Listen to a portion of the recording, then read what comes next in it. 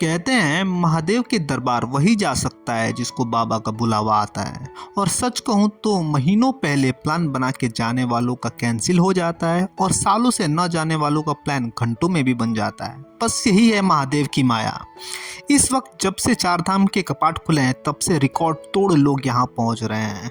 और हमने अपनी यात्रा की शुरुआत गाजियाबाद से की। यहाँ से हम हरिद्वार गए और हरिद्वार से हर की पौड़ी से माँ गंगा के दर्शन किए और उनका आशीर्वाद लेके सोनप्रयाग के लिए निकल पड़े।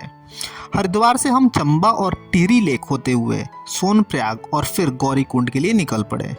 इस वक्त उत्तराखंड गवर्नमेंट बहुत से स्ट्रिक्ट रूल अपना रही है चार धाम यात्रा के लिए। जिन लोगों का पहले से रजिस्ट्रेशन है केवल वही लोग यात्रा कर सकते हैं और जिनका नहीं हुआ है वो तो भूल कर भी यहाँ ना जाएं, अदरवाइज प्रॉब्लम आपको ही होगा।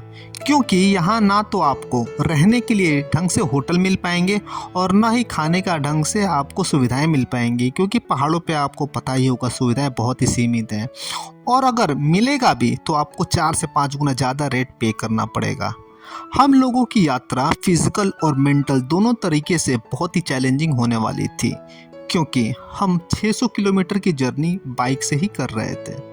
और फिर इतने थकान के बावजूद हमें नेक्स्ट डे 16 किलोमीटर की ट्रैकिंग भी करनी थी। करीब 1.5 दिन बाइक चलाने के बाद हम सोनप्रयाग शाम तक पहुंच गए और वहां हमें बहुत मुश्किल से एक रूम मिला, वो भी डबल रेट पे। और खाने में भी केवल दाल चावल ही मिले, क्योंकि इतना रश होने की वजह से सारे ढाबों पे खाना ख़त्म हो चुके थे। खैर हमने रेस्ट किया और नेक्स्ट डे अर्ली मॉर्निंग वहाँ से चेक पोस्ट पे अपनी रजिस्ट्रेशन स्लिप दिखा के और बायोमेट्रिक में अपने एंट्री करा के हम गौरीकुंड के लिए निकल पड़े।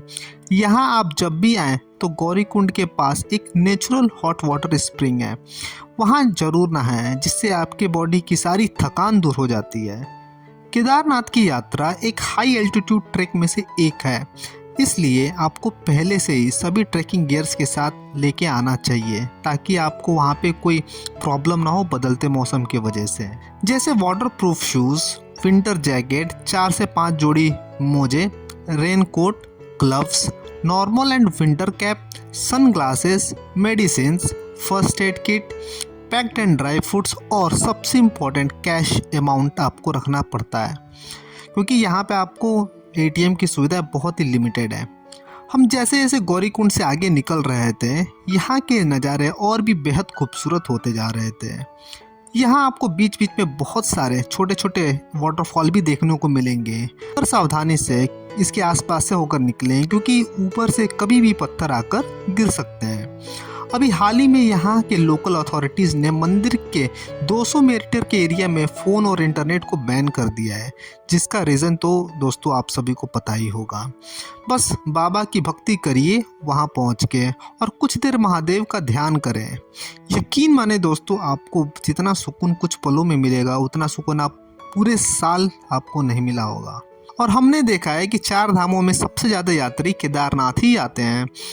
मगर यहाँ पे एक मान्यता और भी है कि अगर आप चार धामों में चारों धाम एक साथ नहीं कर सकते हैं तो एक साथ 2 धाम जरूर करें, जैसे कि गंगोत्री धाम के साथ यमुनोत्री और केदारनाथ धाम के साथ बद्रीनाथ धाम जरूर करने चाहिए। अगर आपके पास एक दिन का एक्स्ट्रा टाइम है और फिजिकली आप फिट है तो केदारनाथ के साथ साथ आप बद्रीनाथ के दर्शन जरूर करें। हम गौरीकुंड से सुबह 9 बजे निकले थे और शाम को 6 बजे तक हम केदारनाथ मंदिर के पास पहुँच गए और करीब 1 घंटे बाद ही यहाँ शाम की आरती शुरू हो गई, जो बेहद ही अद्भुत और भावुक थी। बाबा के जयकारों से पूरी केदार घाटी गूंज रही थी और मैं बस अपने आप को भाग्यशाली समझ रहा था और महादेव के चरणों में खुद को पाके बहुत खुश हो रहा था।